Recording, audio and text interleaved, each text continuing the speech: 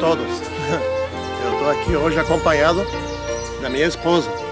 Quantos anos a gente é casado mesmo? 33, né? 33? É, por aí.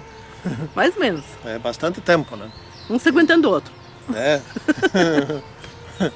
E um aguentando mais o outro do que o outro um. E temos uma caminhada na igreja.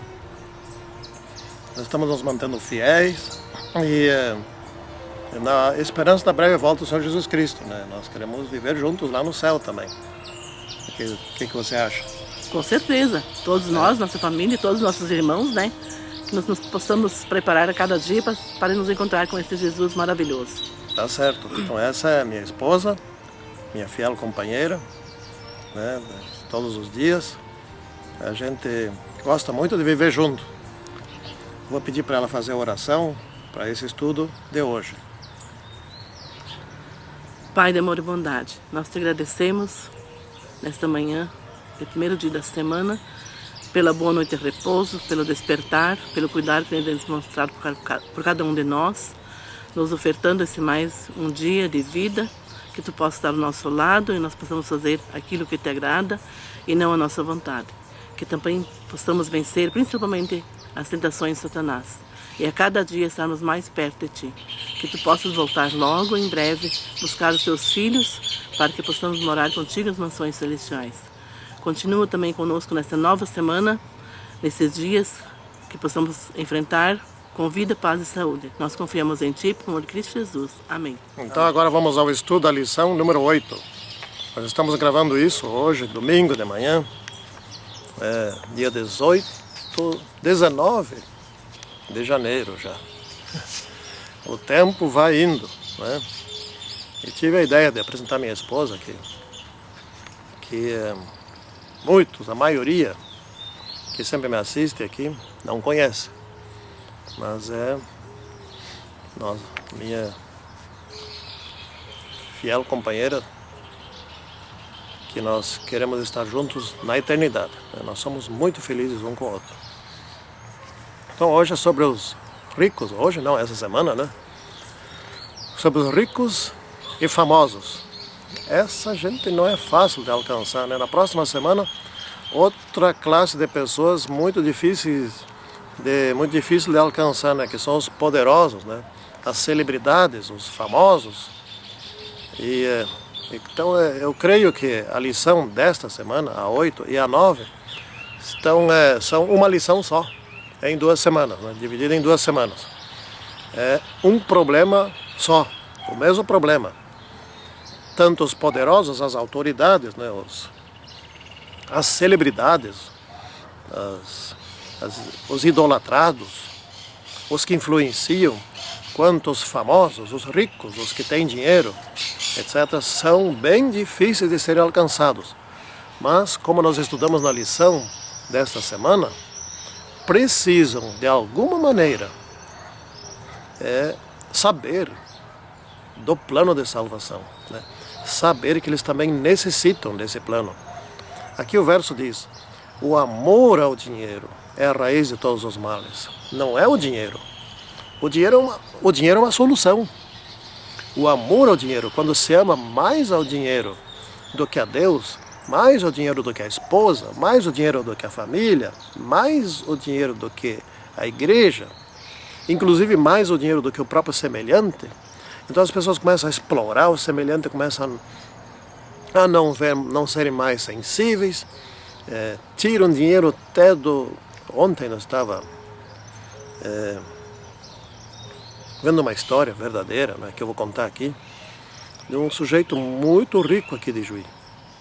E ele tinha uma empregada doméstica, trabalhava lá todos os dias e tinha que fazer tudo, limpar sapato, todos os dias limpar o sapato dele, engraxar, etc. Para citar uma coisa, ela tinha muito trabalho que fazer. E o homem era muito rico, a família muito rica, né? A sua casa fica numa quadra inteira. E ela ganhava R$570 por mês. É disso que nós estamos falando, né? Ser tão rico é explorar a pessoa dentro da sua casa. Isso é o amor ao dinheiro, né? Aí é difícil, né? Quando o amor ao dinheiro supera outras coisas, inclusive supera o amor a Deus, aí que fica difícil. Mas mesmo assim essas pessoas precisam ser alcançadas. Diz aqui, algumas pessoas, por cobiçarem o dinheiro, desviaram-se da fé e se atormentaram com muitos sofrimentos. O amor ao dinheiro traz consequências mais cedo ou mais tarde, né, na consciência. Vamos dar alguns exemplos aqui. O índio, não sei se ouviram falar, o índio, aquele que ficou muito rico, que achou uma pepita de ouro grande, ou várias pepitas de ouro grande, em Serra Pelada, né? Certa vez ele fretou um avião, não sei se de Belém, ou algum lugar, São Luís, até o Rio de Janeiro, só ele, sozinho, para visitar a namorada. A primeira coisa que fez foi comprar 12 automóveis. Então, em poucos anos, hoje ele não tem nada, vive da aposentadoria de uma companheira dele, de 500 e poucos reais. Porque ele não tem absolutamente nada. Não tem onde morar. Não é? Então, o amor ao dinheiro leva a gastos, a mulheres, festas, intrigas, né? Fama, amigos. E um dia desses o dinheiro do filho pródigo termina, né? E aí, terminou, não tem mais o que fazer.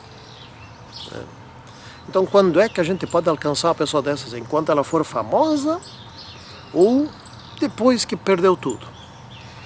Tem muito rico, tem muita gente rica que fica rico de um momento para outro. Jogador de futebol é um caso, né? Artista de cinema, cantor, etc. E que não sabem ser ricos. Eles não aprenderam a ser ricos, eles não têm postura de rico, não têm comportamento de rico. Eles são ricos e são bobos, né? Exatamente isso. Aqui, ricamente abençoado, gostei desse título aqui. Eu vou citar como exemplo Bill Gates. O que será que Jesus diria a Bill Gates, o presidente da Microsoft, né? Se encontrasse com ele, será que ele diria a Bill Gates, não, Bill, vende tudo que você tem, dê aos pobres e segue-me? Será que ele diria isso a Bill Gates? Eu duvido, acho que não diria, porque ele não disse tal coisa nem a Nicodemos, nem a Zaqueu, né? Nem a Mateus, nem a outros ricos que ele encontrou lá, não eram só esses ricos, só disse a um deles, né? Ao moço rico. A Bill Gates ele não diria, sabe por quê? Porque Bill Gates, esses tempos, fez uma doação para uma instituição que cuida de pobres, que é dele mesmo, né? Ele doou 95% da sua fortuna para essa instituição, que cuida dos pobres. E saiu a viajar pelo mundo todo, procurando convencer outros endinheirados a fazer o mesmo, né? Então não é pecado ser rico. O pecado está em amar a riqueza, né? Precisamos ter isso como cuidado. Então aqui está o outro, aqui, o Nicodemos. Nicodemos foi encontrar Jesus à noite. E como todas as pessoas que têm influência, etc., tal, que querem fazer um agrado, que querem um favor, né, bajulam os outros. E Nicodemos, a primeira coisa que ele fez foi bajular Jesus, né? Mestre, sabemos que tu és inteligente, que tu és influente, que as pessoas te seguem, etc., né? Foi lá e bajulou Jesus. Bajulou. E Jesus não deu nem a menor satisfação para isso. Simplesmente disse assim para Nicodemos: Nicodemos, você precisa nascer de novo. Nicodemos não tinha amor ao dinheiro, ele não estava apegado ao dinheiro que nem o moço rico. Então Jesus não disse a Nicodemos: vai e vende tudo. Não era o caso. Você só precisa ser transformado pelo batismo, né? Você precisa ser batizado e ser transformado. E de fato, foi isso que aconteceu, né? Eu creio que se naquela época Bill Gates viveria que naquela época, teria sido outro Nicodemos, por exemplo, quem sabe, né? Talvez fosse até falar com Jesus de dia. E mais tarde, Nicodemos naquela hora não aceitou bem isso. Mas mais tarde, isso transformou. Jesus sabia disso. E Nicodemos gastou todas as suas posses financiando a nova igreja. Não é? Ele financiou viagem, financiou construções, cuidou dos pobres, etc. E a igreja, em grande parte, foi para frente porque o dinheiro do Nicodemos foi investido nela. Muita gente se salvou porque o Nicodemos não tinha amor ao dinheiro, tinha amor a Deus. Não é? Mas aqui então vamos para o Zaqueu. Veja o Zaqueu, os ricos e infames. Não é? O Zaqueu era um cobrador de impostos. E como quase todos os cobradores de impostos, não sei se não todos, não é? Porque de Mateus não fala isso, ele cobrava a mais. Ele tinha uma proporção das cobranças de impostos que ele podia ficar para ele. E já era um bom dinheiro para ficar rico. Ele cobrava a mais e esse a mais ficava por inteiro para ele. Não é? E Jesus chegou. Ele, portanto, era ganancioso. Era ou não era? Ganancioso, não é? Jesus chegou lá e não disse para Zaqueu: Zaqueu, estou entrando na tua casa, eu vou te dar um conselho. Se tu quer te salvar, vende tudo que tu tem, dá aos pobres e siga-me. Não disse. Aliás, Jesus não disse nada. Zaqueu que tomou a iniciativa, não é? E Zaqueu disse que ele devolveria tudo aquilo que ele roubou dos outros 4 vezes mais. Né? E a metade dos bens dele ele venderia e daria aos pobres. Precisava Jesus dizer para ele: faça isso? Não. Zaqueu se converteu. Né? Zaqueu estava querendo se converter, portanto não era necessário vender tudo e dar aos pobres. Não era necessário alertar sobre isso. Não. Zaqueu poderia ter dito: eu vou dar 1/4 para os pobres. Estava bom. Né? Vou dar 10% aos pobres. Ou vou dar 90%. Ou vou dar tudo. Estava bom, estava bom. Ele deixou de ser ganancioso na presença de Jesus. Né? Nós temos alguns exemplos aqui. Eu vou citar um exemplo do juiz Nicolau. Vocês devem lembrar dele, né? Aquele que desviou 170 milhões de reais da construção do TRT paulista, do Tribunal Regional do Trabalho paulista. Né? Nicolau dos Santos Neto desviou todo esse dinheiro. Hoje está preso na mansão dele, né? Que prisão mais abençoada, né? Depois de roubar tanto. Não, tem gente que rouba galinha, tem gente que rouba um produto pequeno no supermercado. Eu lembro de uma mulher que roubou leite, sabe, tal, lá, umas coisinhas lá, um shampoo, etc. Ficou presa 3 meses, presa na cadeia. Esse Nicolau está preso em casa. A justiça dos homens não é outra coisa senão um trapo de imundícia. Né? Bom, mas como é que se pode alcançar um juiz Nicolau? Essa que é a pergunta. Como é que se pode alcançar um Bill Gates? Não é? Essa que é a questão da nossa semana aqui. Estamos na cultura da valorização das posses. Né? Os símbolos de poder, né, são esbanjados, são automóveis, roupas de grife, casas chiques, corpo enfeitado. Né? Corpo sarado, corpo pintado, né? Piercing, etc. E tal, lá. São símbolos de status, de poder, de dinheiro. Então aqui diz: não se pode adorar a riqueza e a Deus ao mesmo tempo. Você pode ser rico e adorar a Deus, então você não vai se apegar à riqueza. Quem confia mais na riqueza não se salva. Isso é o certo. Pode ser adventista do sétimo dia, pode ser o presidente da igreja, pode ser pastor, pode ser o que quiser. Não se salva. Inclusive não precisa ser rico. Se apega, quer ser rico, ambiciona ser rico, fica se imaginando: eu quero porque quero porque quero. Esse também não se salva. Pior ainda, né? Porque não tem e está apegado ao que não tem. Né? Então melhor é colocar a riqueza a serviço de Deus. Né? Bem abençoado quem for rico. Né? Se você é rico, ou se você adora a riqueza, adora as posses, os bens, a fama, o poder, então tenha muita comunhão com Deus. Muita comunhão com Deus. Para que você possa viver e ser transformado pelo Espírito Santo. Seja humilde. Não é?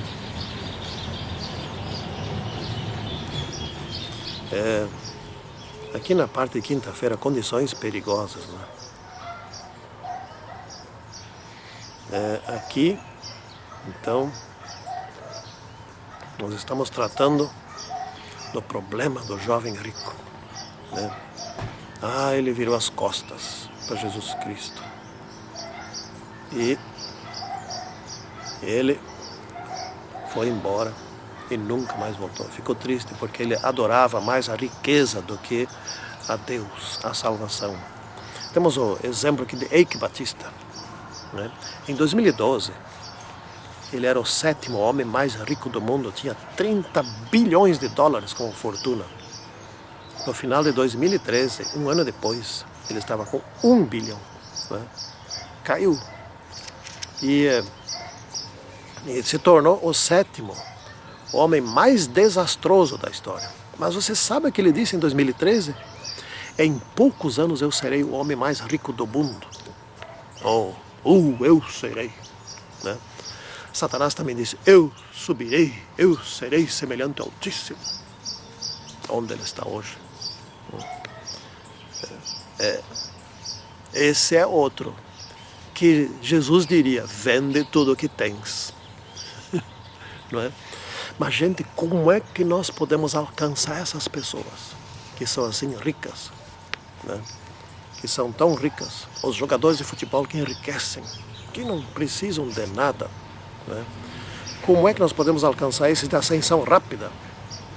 Como é que poderíamos ter alcançado o índio, aquele da Serra Pelada, que ficou rico de uma hora para outra, né? Como é que nós poderíamos ter salvo esta pessoa, né?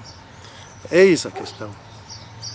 Podemos ser ricos, mas não devemos confiar na riqueza, né? Quem sabe a estratégia seja outro rico, adventista, humilde, simples, trabalhando com esses, né?